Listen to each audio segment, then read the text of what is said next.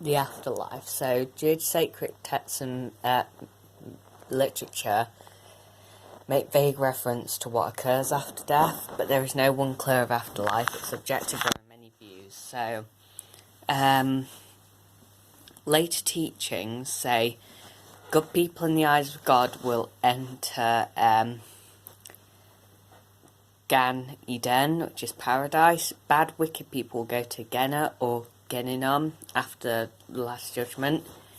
It's described as like fire and viewed as hell, or a place of cleansing the wicked. Judaism believes in spiritual recognition. A common view is that when people die, they resurrect in a shadowy place called Sheol. This is where the dead will wait for the world to come in judgment. So reincarnation, soul is believed to be reborn and continue tikkun olam.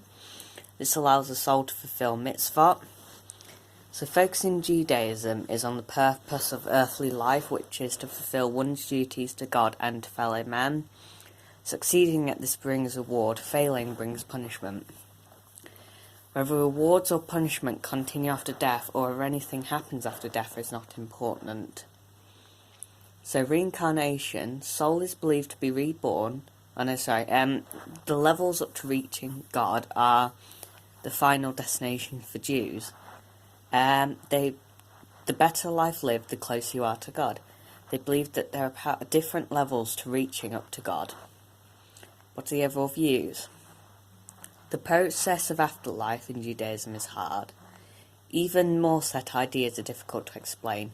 The main theme is that the afterlife is incomprehensible. So private prayer and worship. So Jewish people celebrate and worship more common communal events between others and the whole family in a synagogue, like Holocaust Memorial Day, Israel Independence Day, and Yahrzeit, which is mourning. Whereas at home they celebrate or worship more individual or family unit matters, like the declaration of the home, children's prayer, Brit Milah or circumcision. They celebrate common widespread events that are celebrated individually to connect with God or God as a Jewish community, like festivals, prayers for the sick, etc. It's important to worship. It's part of the covenant with Abraham, shows devotion, it is a mitzvot, it keeps a person mindful of God's presence, an act of praise to God, and it brings the community together. So Jewish aids to prayer are tali. So they have tzitzit to fulfill the following commandment in Numbers 37. Speak to the Israelite people and instruction to make themselves fringes on the corners of their garments throughout the ages. Let them attach a cord of blue to the fringe at each corner. That shall be your fringe. Look at it and recall all the commandments of the Lord and observe them, so that you do not follow your heart and eyes, or in your lustful urge. Thus you shall be reminded to observe all many commandments, and to be our holy your God. So tefillin is that top bit there. Yarmulke is that.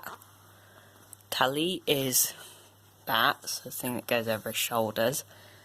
And Siddur is the book. So tefillin, the Shema found inside, two small rubber boxes contain scripture strapped to the left arm and forehead. Constant reminder of God is in their mind and hearts. They recite it 3 times a day. Siddur is a prayer book. All prayers and words of prayer time guide the book for prayer to be undertaken. Tali has fringes or tassels at the end to remind Jews about God's mitzvot. Sits it on each corner, reminding Jews of each of the commandments. Blue band in tallit of the repentance of God's colour. Preparing for worship. Tali, complex and Logical order process treated with a lot of respect. Many less complex variations. Many prayers and blessings said before wearing, plus source for resemblance. Many stages used before properly putting on. Checks it sitters on 4 corners of the body.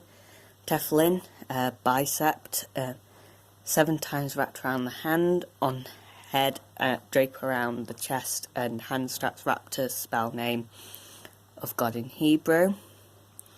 Blessings said on each tefillin put on, and when wrapping around hand, and final comment made towards end of process.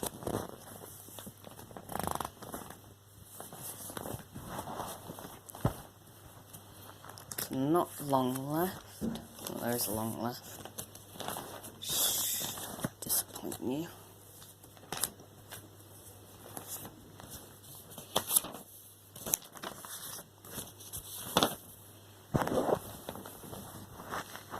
So the Messiah, in time of the prophets, people believe that a Messiah, the anointed one, will come.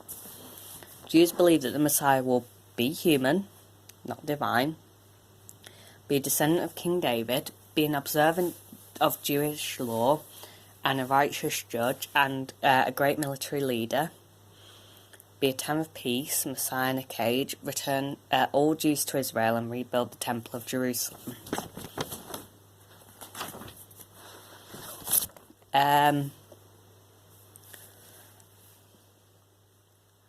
So prophets told Prophet Samuel told Saul that he was possessed and paranoid, so he was going to have his kingdom given to a better man. And David helped them the loot. David's job was King's shield bearer. At the Battle of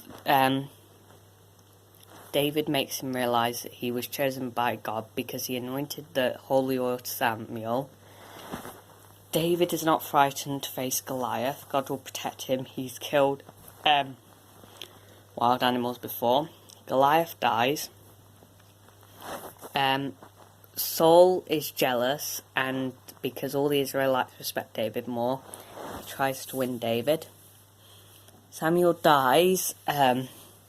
Saul makes it illegal to contact the dead because Samuel said, if we cross again, it'll be your dying day. Saul ends up having contact with the dead for someone to tell him what to do. David had qualities which meant Jewish people respected him, and he united the 12 tribes of Israel, defeated the philosophers. So, here is a synagogue. Study it. Sorry,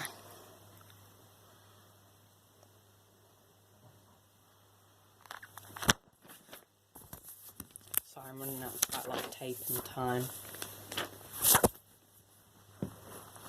So synagogue is also known as shul, because it is place to study the word of God and law, or shul, sorry. First special place of worship for the Jews was the tabernacle. The tabernacle was also used for sacrifices and housed the Ark of the Covenant. Ark of the Covenant was housed in the first major temple in Jerusalem, the Holy of Holies, from the 10th century BCE. This ark was not lost in 6th century BCE, by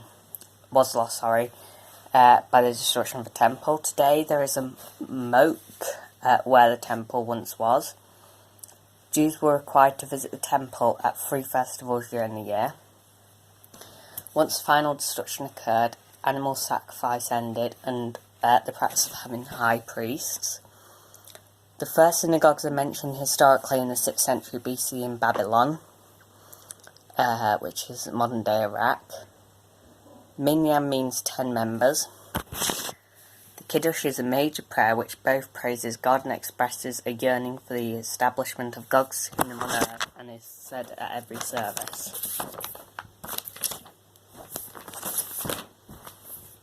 A Bet Tefillah is a house of worship. Synagogue is a place of study, place of teaching. space for meetings, schooling, religious and history, events and celebrations such as weddings. Synagogue, so outside synagogue is Star of David or menorah. Synagogues face towards Jerusalem. Aron HaKodesh, also known as the Ark of the Covenant, contains one or more Torah scrolls, represents Holy of Holies.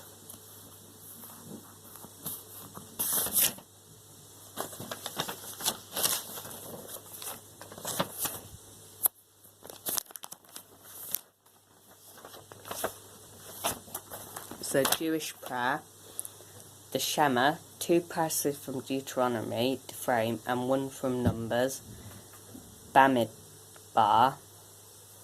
Hear, O Israel, the Lord is our God, the Lord is one, fundamental belief of Judaism.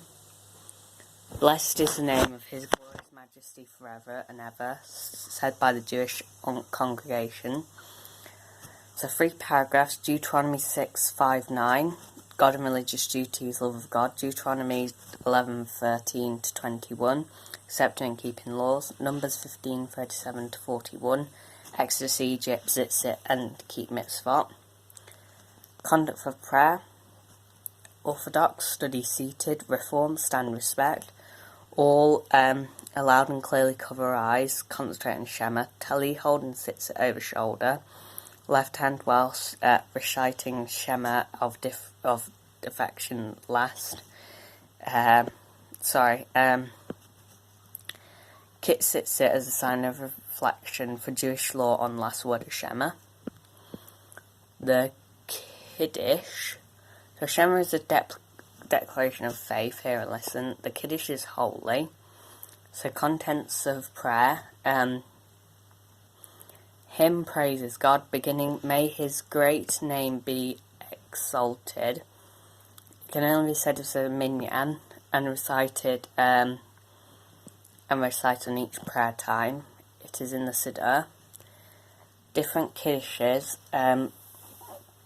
common mourners Kiddush, and midrashic texts explain the value of deceased and Jewish soldiers, explain the value of living.